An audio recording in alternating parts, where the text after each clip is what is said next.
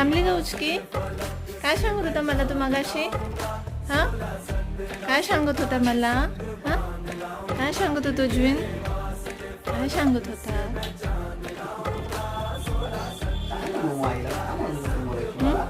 काय गप्पा मारत होता तू माझ्याशी आणि बाबांशी?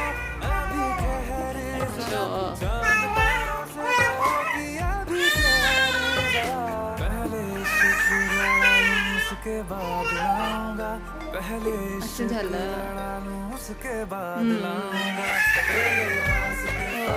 आम्ही झोपणार नाही आता रात्रभर.